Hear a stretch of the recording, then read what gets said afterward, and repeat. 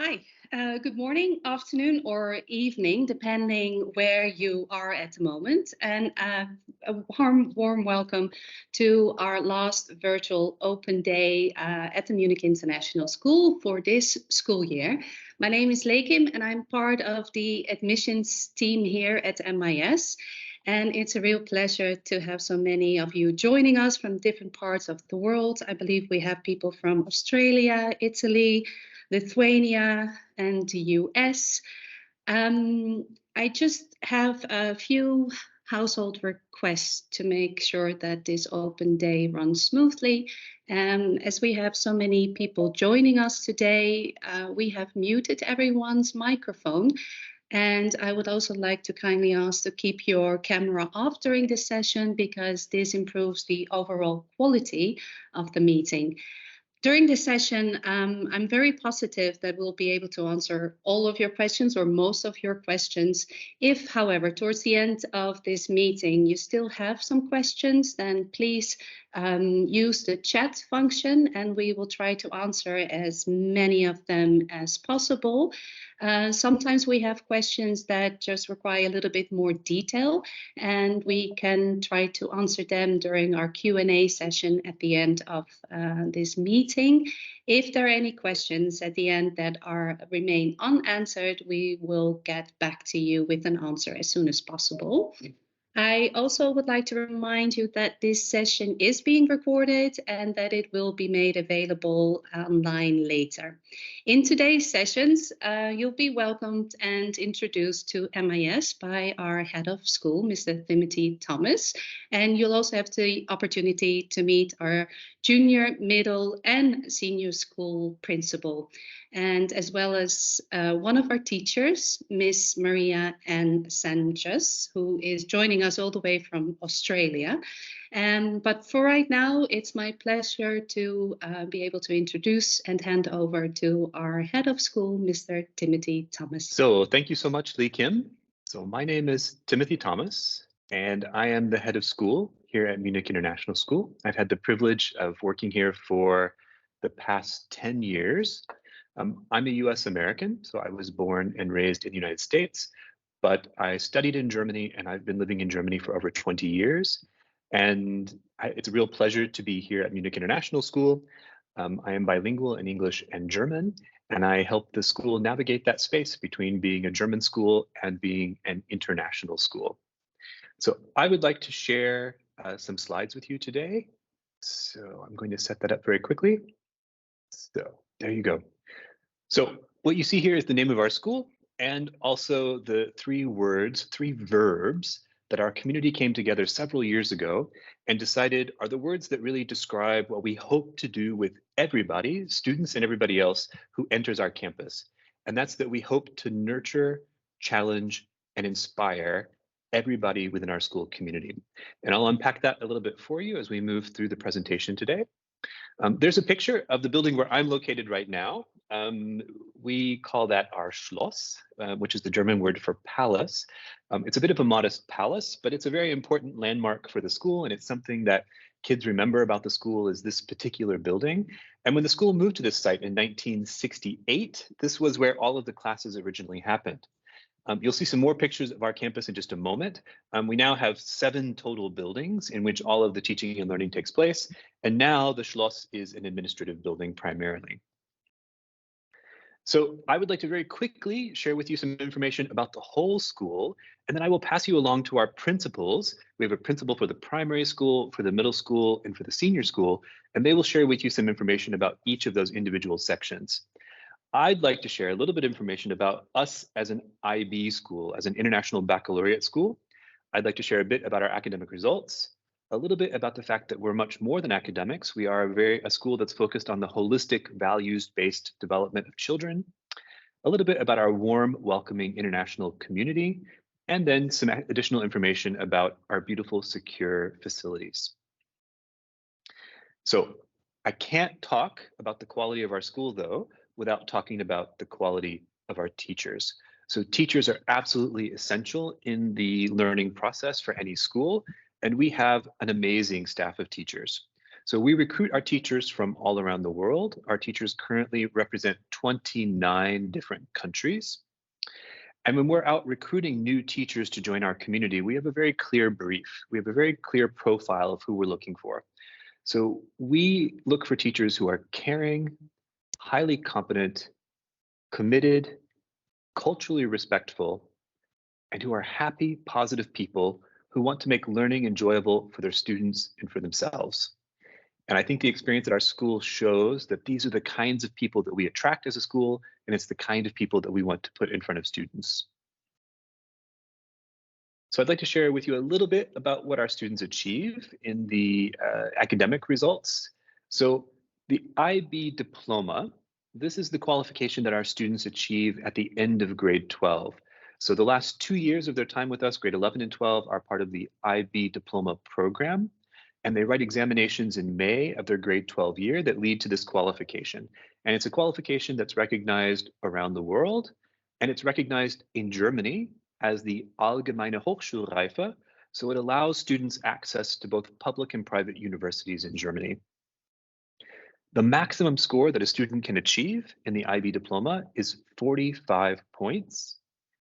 Our average last year was 37 points. And to give you a sense of how that compares internationally, the global average at other international schools was 32 points. We had 3 students who achieved the coveted perfect score of 45 points, and 19 students in the graduating class last year received 42 or more points, and that's equivalent in the German system to a 1.0 Durchschnittsnote. So our students achieve very good academic results at the end of program. 100% of our students last year were able to pass the full IB diploma, and that compares to a global pass rate of 82%. Now we have some other scores we can share as well. At the end of the middle years program, that finishes at the end of grade 10, students take the e-assessments. That's a set of examinations that they take in May of their grade 10 year. And this leads to a qualification called the MYP certificate. The MYP certificate is recognized as a Mittlere Bildungsabschluss in Germany, and it's equivalent to grade 10 school leaving certificates around the world. So in that qualification, students can score a maximum of 54 points. And our group last year who took the examination scored an average of 43.9, and that compares to a global average of 37.7.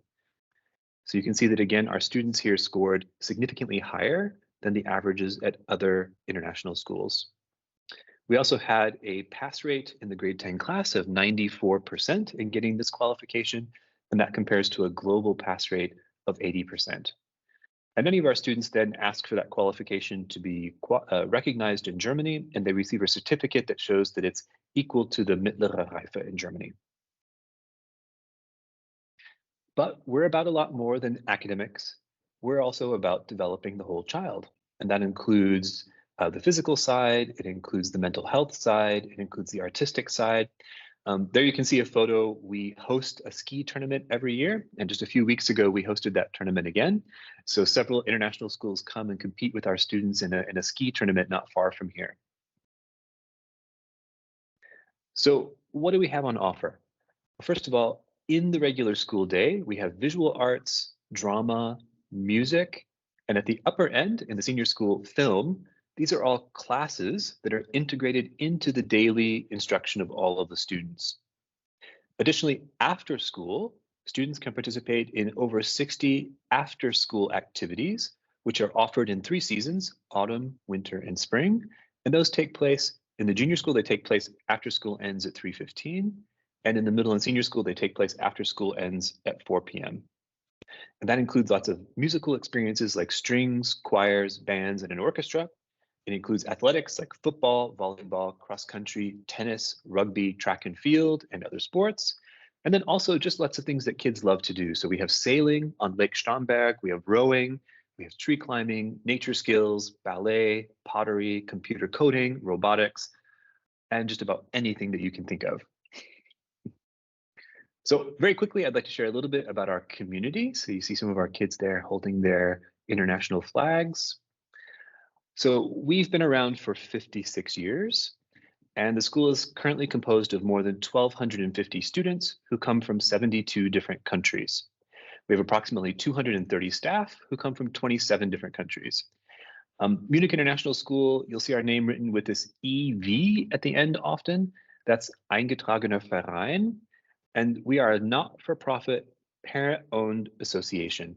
So that means that all of the money that we take in through tuition and through other fees, all of it must every year be spent solely on the education of children.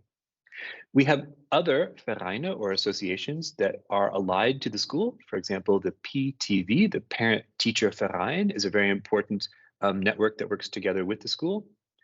The MIS Foundation, the MIS Sportverein, the Tanzania Project, which is a student service project that's been around for more than 35 years, and our Alumni and Friends Association. So anybody who comes to our school, when they leave, they become a part of this association, which ties together everybody who has ever been a part of Munich International School.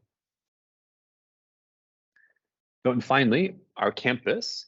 So here you can see an aerial shot of our campus and see many of the buildings and see our location here close to Lake Starnberg.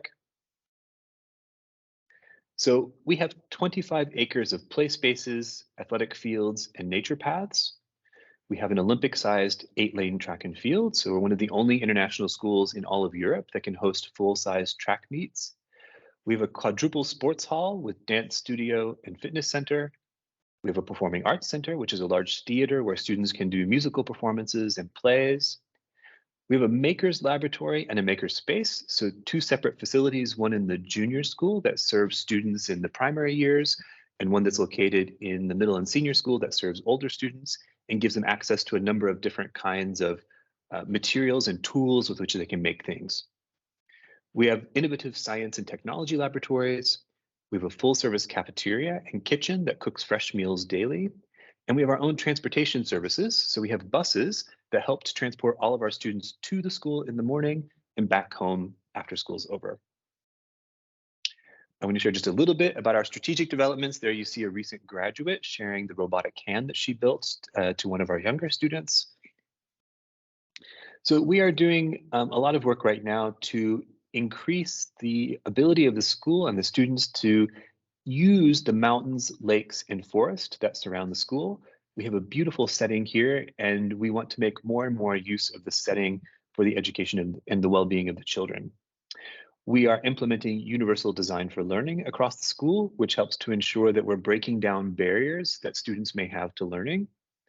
We're increasing the amount of coding, computing, and structured thinking in our program from kindergarten through grade 12. We are providing opportunities for students to give feedback to their teachers on their learning experiences so we can ensure that we're meeting all of the students' needs. We are enhancing the number of links to the real world, so looking at how often we're taking students out into the world and how often we're bringing the real world into the classroom. And we're really working hard to make school feel important, relevant, meaningful, and manageable for our students. So I often get the question, why should anybody choose MIS? So quickly, I'd like to go through my ideas. So I really love that we are able to integrate students' individual interests, needs, and goals into our academic program. I also really like the fact that we have outstanding teachers, many of whom are IB authors, examiners, curriculum leaders, and workshop leaders. I really appreciate that we have an engaging, future-oriented curriculum that includes a lot of inquiry, technology, making, innovation, and multimodal literacies. I like that our program is holistic, that it also includes aspects of social and emotional learning throughout the curriculum, that we have arts, creativity, innovation, and inquiry throughout the entire school. I really enjoy that our campus is on a 25-acre park-like space that includes lots of nature and trees. And I really appreciate that we have a welcoming, truly international community of students, parents, teachers, and administrators. So thank you very much. That was a lot of information that we've gone through very quickly. I hope that you were able to follow all of that. But here to give a little bit more detail are our principals. And the first one I'd like to introduce to you is our primary principal or our junior school principal, Mr. David Freed. Thank you very much, Tim. And hello, everyone, and welcome to this presentation. Happy to share what I think is all about the junior school, which I believe is a fantastic place for young children to learn and to develop. MIS in the junior school in particular is one of 1,000 PYP schools around the world, providing the primary years program, which is the little people's version of the International Baccalaureate.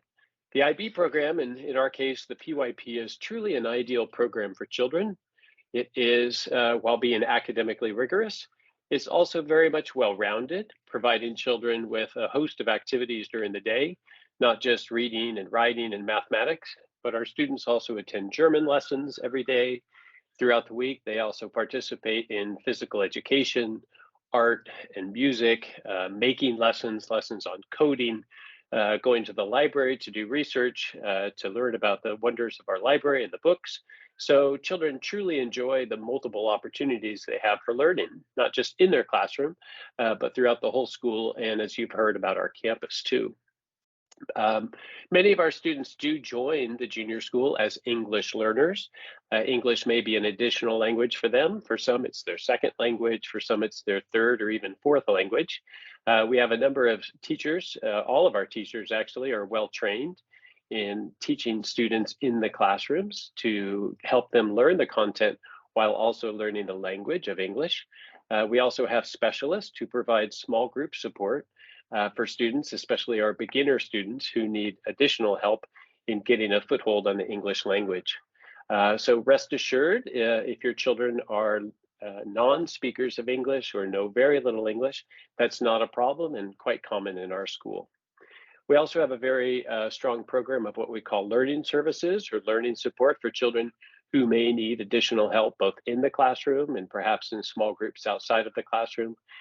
To develop their reading skills, their writing and language skills. So we do focus on the individual needs of the students to provide as much support as we can. Also on our campus, which is a huge resource, we have at least one full-time registered nurse who can provide medical care and treatment to students who may need help. The nurse team is also a fantastic resource for our parents. Who reach out to our nurses for guidance and support about medical support for their children, to also provide advice on how to make sure their children are healthy and well for school and for learning. As you heard in the presentation by Tim Thomas, we have multiple opportunities for our students to have an extended school day experience. Even our youngest learners, our students in early childhood, can stay longer throughout the day for extended periods of play and language time with a teacher, both in the classroom and on the playground. So those children can also stay until 4:15. And then also students in grades 1 through 4, they can not only participate in many fantastic activities, as you heard about, such as dance and soccer, badminton, any number of design and robotics activities. They can also stay on campus to be with their friends, to play, to do craft projects, and then they can ride the bus home with siblings at 4:15, or perhaps be picked up as well. So it's a nice opportunity for families who are looking for perhaps a little bit of a longer school day. In terms of parents, working as partners with parents is really a priority for our school. We have many systems in place to make sure that we're providing up-to-date information about what we're teaching, what the children are learning, and how best parents can support their children at home. All of our children participate and are engaged in a program called Seesaw. It's kind of like an electronic portfolio of their work and their learning that parents and family members can have access to from home or from anywhere in the world. It's also a communication tool between the school and the parents at home. So it provides a real window into the children's learning in the school. I also host what we call parent principal forums, and these are based on topics of interest to parents. We typically have forums on how we teach mathematics, how we teach reading, perhaps what our digital citizenship program looks like, and how parents can support their children's digital literacy at home as well. So we count on parents to provide us ideas and suggestions for what topics may be important to them. Now, I think another reason that our school is such a strong school across all of MIS is we have so many fantastic people working in our school with children. Mr. Thomas, he explained, we've got wonderfully trained teachers in each of the sections as well. We have assistant principals who truly look after the pastoral development of the children, the academic, social, and emotional needs to make sure that all children are being looked after. We have school counselors, curriculum coordinators, a host of people to make sure that our program is well aligned to the IB standards and meeting the needs of all students. As I like to say in summary, there's something and someone for everyone here in the junior school and across MIS. I'm happy to stay in the presentation and to answer any questions that may come up later. Thank you very much. And now I'd like to pass it over to our middle school principal, Nathalie Millette.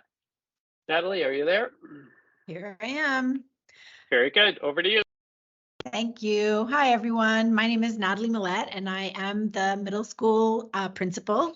I am Canadian, originally from Montreal, and I've been working for over 20 years now in a variety of different international baccalaureate schools, both in Canada and most recently in Hong Kong, where my job was to create a middle school and to really pay a lot of attention to what middle school students need in order to be successful in school. And so I'm very excited to be here at MIS and to have an opportunity to work with a really wonderful group of teachers to support our students in grades 5 through 8.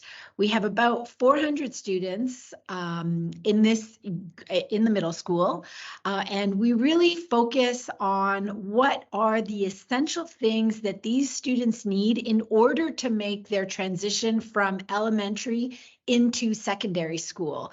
And we focus a lot on the personal development and the social changes that are happening with children at this age in order to be able to allow them to feel grounded and to be able to focus on their academic growth at the same time as they're being new teenagers and discovering more independence, etc.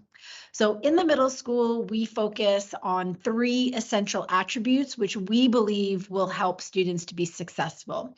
The first is ensuring that every student feels a sense of belonging. So we know that in middle school, students learn better when they feel a strong positive connection to their peers and to their teachers. We want the students to feel seen and heard by their teachers and supported by their classmates, because this is vital to helping students feel the confidence which they will need in order to take the risks that are associated with learning. The second characteristic which we focus on is learning how to learn. This is different than the content. We really emphasize what are those skills that we need to be able to become independent learners. And so as students transition into secondary school, so into more advanced learning, we want them to have those skills that will allow them to be independent and to learn the more complex content material which they'll be facing when they're in the senior grades. So to do this, they need to be professional in all of those skills that promote learning. For example, organizational skills, time management, research skills, self-advocacy, being able to ask for help with to the right person when you need it. The ability to be reflective, so to be able to think about where you are in terms of your progress and what do you need to do to continue to make progress. To become a critical and a creative thinker, to be able to think outside the box. These are all essential skills which aren't connected to a specific subject, but which will allow students to be able to more confidently manage the learning material in those subjects as they move forward. And finally, the third characteristic that we focus on is helping our students to develop a sense of who they are as individuals, recognizing that they all have individual needs, individual interests, and that middle school is a really great place to be able to foster those. And so, you know, at this age, students are experiencing, a significant amount of change. They're becoming young adults, developing new interests, developing new relationships, and we want to foster that. So we intentionally place students in groups where they may not have their very best friend with them. And we teach them how to be a friend. We teach them how to manage conflict. We teach them to be open to different perspectives and different ideas, to try new activities that they may not have tried before. In middle school, it's often necessary to give students that nudge to be risk takers, so to try something new, to not be afraid to fail. We celebrate failure just as much as we celebrate our successes, so that students have an opportunity to try different things. As they get older, they will then have an opportunity to narrow their focus, both academically, but also in terms of their extracurricular interests. So our students who enter middle school in grade 5 also begin the IB Middle Years program. So in the MYP, or Middle Years program, students study standalone subjects, so math, science, humanities, which we call individuals and societies, which is different from in the elementary school, where they tend to study those subjects more in an integrated fashion. So we separate the subjects slowly, starting in grade 5, so that the students are understanding that they are learning through the lens of math, through the lens of science, through the lens of design, for example. In all of our courses, we focus on real-world connections. Our curriculum allows students to consider their place in the world and how they can become active and engaged global citizens. And we think this is really important, because by focusing on real-world content and looking at how what they are learning is actually applicable in the real world, for young adolescents, this is a way to keep them engaged and keep them interested and motivated to learn. All of our students study both English and German, either as a mother tongue or as an additional language, depending on their background. And then in grade 6, our students have the opportunity to try a third language. And we offer French, Spanish, and Mandarin as a third language. Students also have the opportunity to choose a design course, and we have multiple different areas of design which they can study. So for example, product design, in which they use traditional tools to make a product. Food design, which is very popular, where they learn about nutrition and how to design a meal or a meal plan that will promote healthy living. They also investigate different cultural aspects to designing food. And finally, digital design. And we focus on robotics in our digital design class, where students have the opportunity to program a robot and make it do all the things that a robot can do. So our students also learn about digital responsibility starting in grade 5. They are taught, all students have an iPad, which is one of their learning tools. And starting in grade 5, we teach students how to use this tool responsibly. Obviously, we all know that with devices comes a lot of responsibility, and we have to teach our students how to use their iPad at school to support learning. And so we teach them organizational skills. We teach them how to conduct research online and be discerning in terms of the best types of sources to use for the task. We also teach them how to resist the temptation to go into areas that can distract them during school, but to reward themselves after a period of time of work with maybe something that is a bit of a relaxation for them, that will give them a bit of a break before they re-engage in their learning. And so we spend a lot of time making sure that students know how to be responsible digital citizens, in addition to spending a lot of time talking about their use of social media. In the MYP program, we also focus on deep, authentic learning for middle school students. And that means that while we want learning to be fun, we also want it to be meaningful. And so we want students to be able to dive deeply into a topic. Usually it will be a real world problem, as I mentioned before, where students can challenge themselves to come up with creative solutions that will work. We have a very strong learning support program for all students. In middle school, we really are focusing on helping students to understand what are their strengths as learners. And so what are the areas of learning that they are that they can rely on, and where are the areas that they need to improve, to continue to work. So for example, do they have the ability to be well organized, or do they need support with that? Are they able to do independent review, or do they need support with that? Again, our goal is to help every student identify their strengths so that they can rely on those strengths, and also to work on improving areas that are not strengths so that we can promote that independence that I was talking about. Similarly to learning support, we also have English as an additional language support for all of our students who may need that. And that support will take place the form of providing additional tools for students who are learning English in an English language class. So for example, they will take science and math in English, and we will provide students who are not learning in their mother tongue with supports that they need in order to be able to be successful in those classes. In addition to all of our academic program, we also have a very robust after-school program with a variety of different activities and clubs that students can join.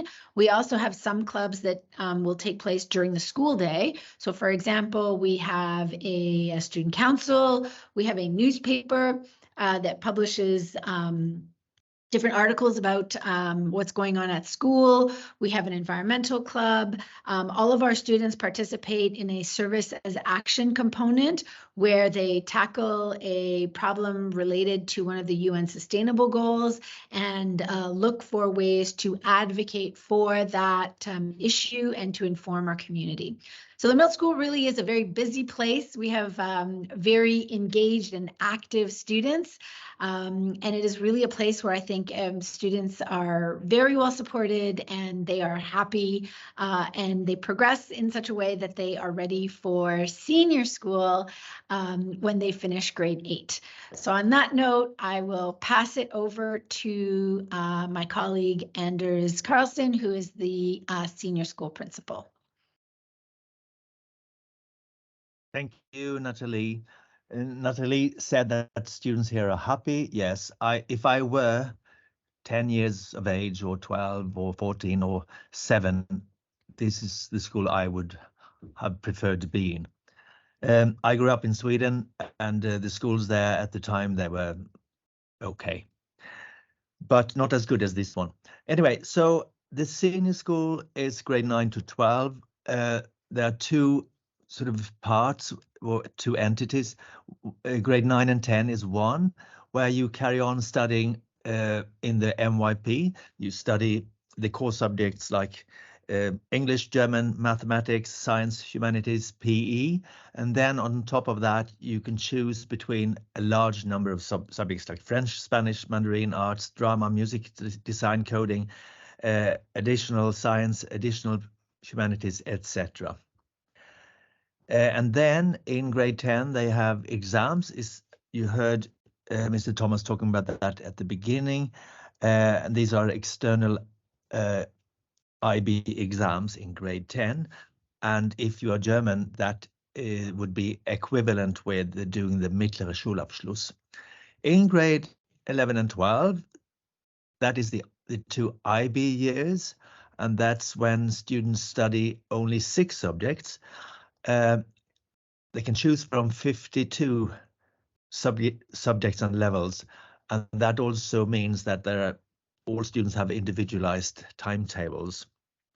At the end of grade 12, students sit final exams organized by the IB, external examinations, and then they get the IB diploma, which is equivalent with the German Abitur. Now, we have one of our teachers. It's Maria Ana Sanchez. Are you there? I am here. Oh, you are there. Good to see you. So, Maria, could you tell the audience who you are? So I'm Maria Ana Sanchez, originally from Chile, but lived in Australia for many years. And I completed a Master of Technology in Education. My home is in Melbourne, and my children are here as well. This is my third year in MIS, and so far I have thoroughly enjoyed it, and it's been a very, very interesting experience to be working with so many students that are so actually interested in developing skills in coding. So, about teaching coding, should schools really teach that at all? Oh, definitely. Imagine now with the advent of ChatGPT 4 and all of the technology and the impact that AI is actually having in the world, it is a very, very interesting and very challenging as well skill that will provide many opportunities to the students in the future, because if we think about it, we are actually in a world that is increasingly driven by technology, and teaching coding actually allows the students to develop the problem-solving skills, the logical thinking, and creativity. And apart from that, they're actually able to see the connection between hardware and software by giving instructions to the computer and being able to produce solutions. So it is definitely beneficial for schools to teach students coding. I thought that was what you were going to say, yes. So when you meet new students in grade 9, there may be some who have lots of experience of coding and some without any experience. How do you approach your teaching? Well, actually, it's very interesting what you're saying, because my experience so far, mostly with year 9s, has been that students come with very little experience in coding. While obviously there are a few with a lot of experience because of their own personal interest or because they have been in a school where they have placed a lot of importance in this skill. I find it very important to start with the basics. No matter what year level it is, you have to start with the basics, and then obviously you need to build upon them. But like, for instance, for them to know what a variable is, what a data type is, user input, validations, and things like that, that they can actually adapt in their vocabulary and not only code without knowing what's going on. So there are a series of presentations and tutorials in Teams in our class that the students are able to access. And then also when my other students are working on different tasks, I have the time to sit with them and help them. Thank you. Could you please describe a real-world project you have had your students work on in your coding class? Probably the one that the students in general from year 9 and 10 enjoy the most, and that I enjoy myself actually, is when they have to find a need or opportunity to create a website from scratch. So I will give you a little bit of background information here. Students learn about HTML and CSS, so that's the very first language they learn. Then they learn about Python and Java in year 10. But in this current year 9, they actually find a need or opportunity to create a website. So they need to think of something original, because the restriction or constraint is that they are not allowed to use anything from the internet, no images, no information. So everything has to be original. So it has to be about a hobby they're interested in. Maybe they're upgrading one of the parents' business websites. Maybe they're making a website about the tennis club or the football club or skiing and so on. So it's a very enriching project, because they not only have to show their actual skills and knowledge in coding, but they can also showcase their creativity. And it's a very enriching activity, because they have to decide on color scheme, design of the navigation bar, the location of objects. It's just very, very enriching and very, very detailed. And it's lovely then to see the final projects, and they get so excited about it. Thank you. How do you encourage students to collaborate and work together in your coding classes? With coding, actually, is basically they always have a task. So they have to analyze the task and see the actual requirements of the task. So when they see the actual requirements of the task, they are asked to write down their understanding of the task. Then they need to write an algorithm in the form of pseudocode and or flowchart. Then they discuss this with a pair. So they work as a peer-based activity. So they feed each other on the information and to see that they got the same understanding or not. Then they can work together in developing the program, but each one in their computer, because each programmer has a specific style. And I don't want them to just replicate what the other person is doing. So they actually share the knowledge and what they understand of the project, their skills, but they have their own programs. So earlier on, you talked about when you meet your students, there are some with no prior experience of coding and some with a lot, and you have strategies for that. But if there still are some who just fall behind, they can't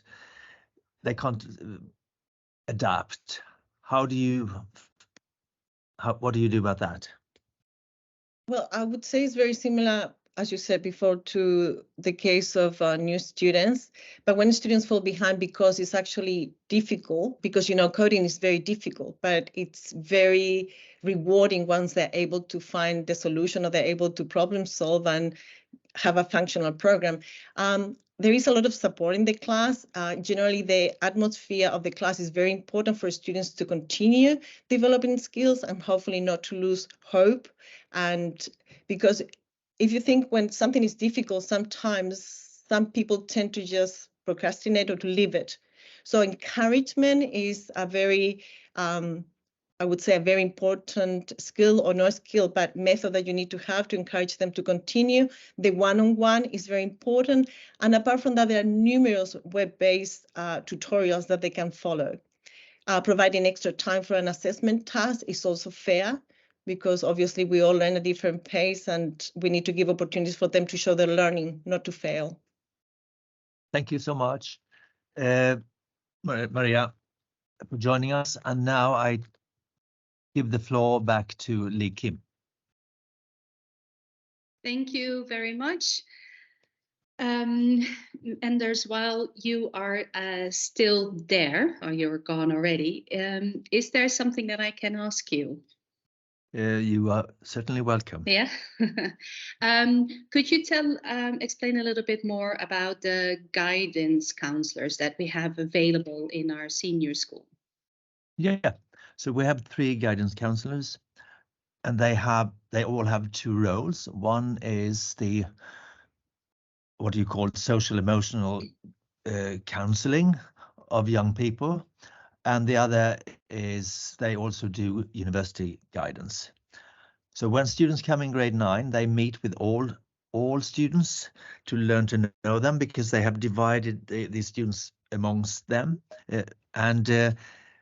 As they go along, they also start with guidance towards universities, but that's it. For some students, it starts in grade 10. For some, it starts in grade 11. In brief. Okay, thank you very much. Then I have 2 questions that is more for Mr. Fried, our junior school principal. Hi, David. Right here. Hello again. Hi. We received 2 questions via email from Mr. Ritchie. He would like to know if the fact that his child does not speak English, if that's a restriction regarding his enrollment. Absolutely not. No, we welcome many children. Actually, the majority of the children who enter the junior school, especially in the lower grades, speak English as an additional language. Of those children, many of them are what we would call early phase beginner learners, or absolute beginners with very little English. So we work especially hard at the start of the school year, or at whatever point the children join us, to help the children become acclimated, perhaps to find a language buddy who speaks their mother tongue, to make sure that they have someone they can communicate with, but then very quickly also provide small group, somewhat intensive language help and support, so they have the basic communication skills so they can get by and start to understand the content that's being taught in the classrooms. Okay. There is also another question that this father had. What level of German is required to start primary school? Thank you. That's a very good question. children come from all over the world to join us, some very local. So many of our students join speaking German as a mother tongue language, and we support their language development in separate mother tongue language classes. And then we also have children, as I said, from all parts of Asia, throughout the United States and North America, South America, Europe. So many children also come in with very little or no German, and that's absolutely fine because we have a German language acquisition program to help children develop German language skills while they're here. Okay. And I see there is also a question regarding German in our chat. The mother asks here if approximately how long does it take for international students who have not been exposed to German, how long does that take to have some kind of proficiency? That's a very good question, quite complex to answer, but I'll try to do it briefly. For some of our children who fully dedicate themselves to learning German, in school they will have only one lesson a day for German language instruction. However, they can also participate, and we encourage families to participate in activities in the school community or outside of the school, whether it's a local sportverein or art club or anything locally that can also truly facilitate and support children's comfort level in German, but also their fluidity in being able to speak and to understand the language.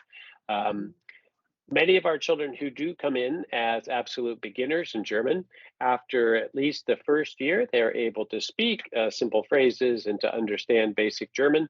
Actually, many of our families are quite surprised when they take their children to the supermarket and their children start to understand more than they themselves know.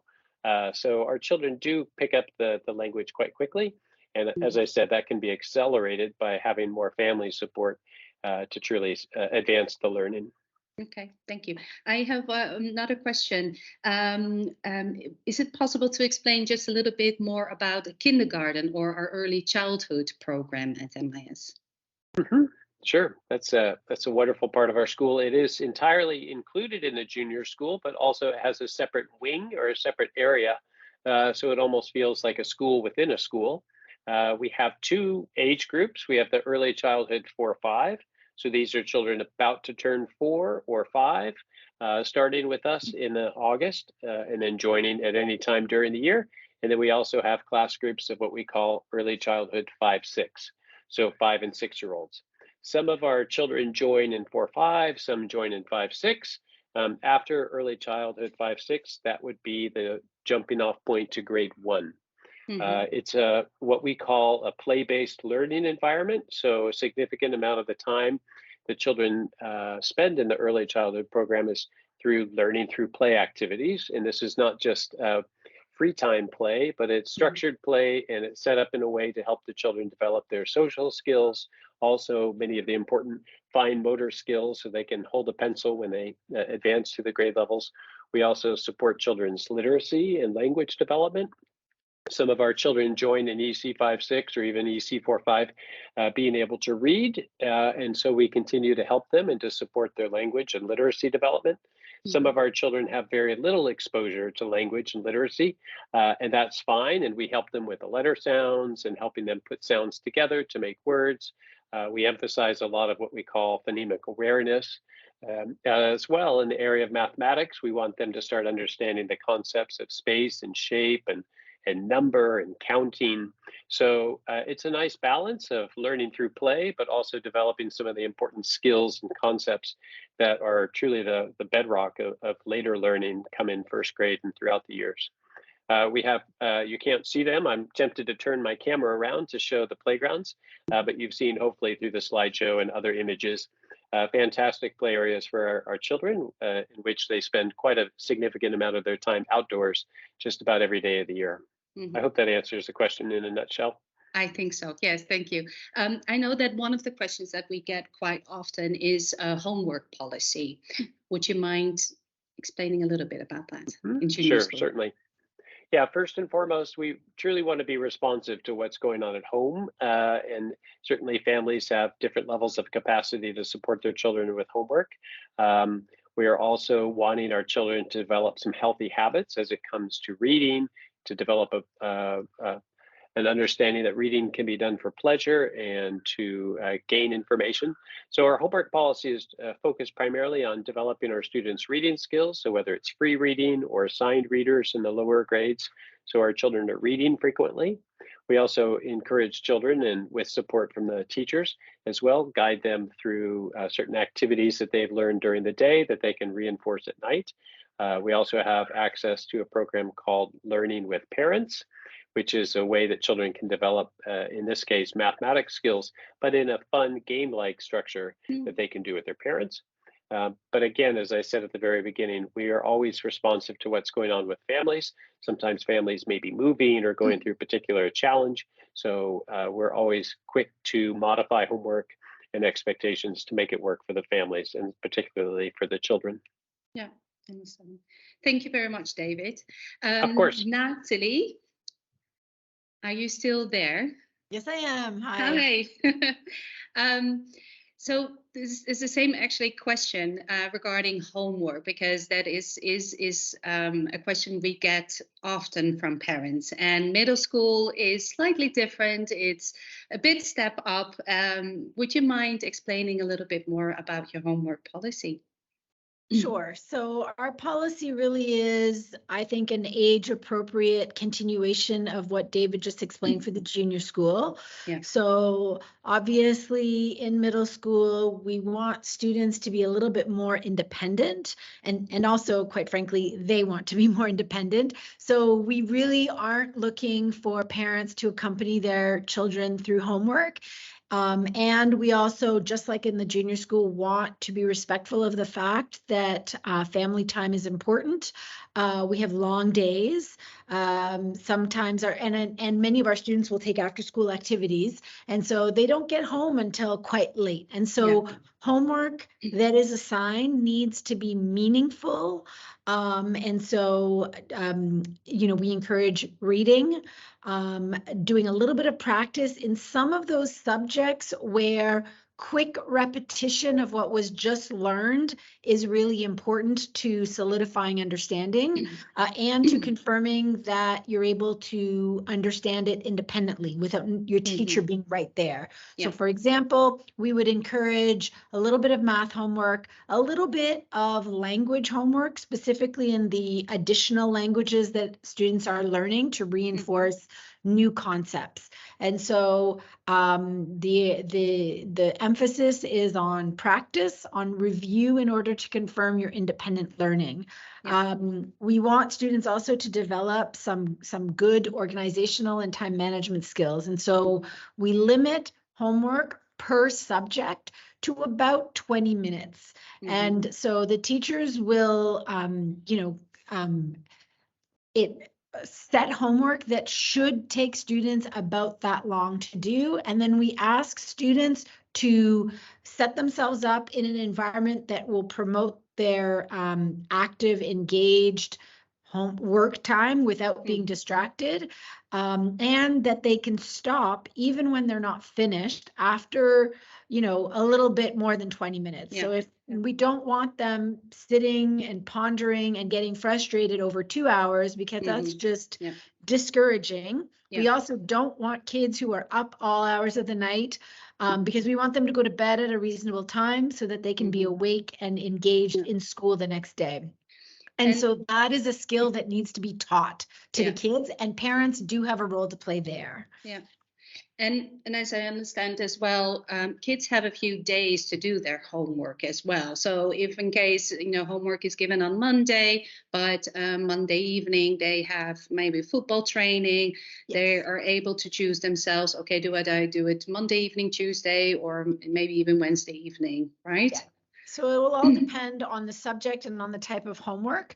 So generally speaking, when teachers assign homework, it will be due the next time they see that class or that teacher. And so, for example, in some of our subjects where they meet more often, they may have to schedule, that homework for math, for example, will be done on Monday night after football practice, but that they'll also organize some of the other homework in subjects where homework is less frequently assigned. They might have to schedule that for later in the week. So all of our students use a student planner or an agenda, and they use an electronic calendar where they can record all of their homework. They receive some help with that with their homeroom teachers in order to be able to learn to manage their time and to budget time for non-academic things such as football practice, for example. Thank you very much. Thank you, everyone. We're almost, we're actually towards the end of our virtual open day. And we want to thank you for joining us. And we hope that it has been both interesting and enjoyable. If you haven't done so already, I would really suggest watching our MIS school film and to have a look at our virtual school tour, or if you want to find out more about the future learning at MIS, to have a look at the virtual tour of our new learning nexus that will hopefully open next year, 2024. These videos are all available on our website. Here at MIS, we understand that choosing the right school for your child is a very important decision to make.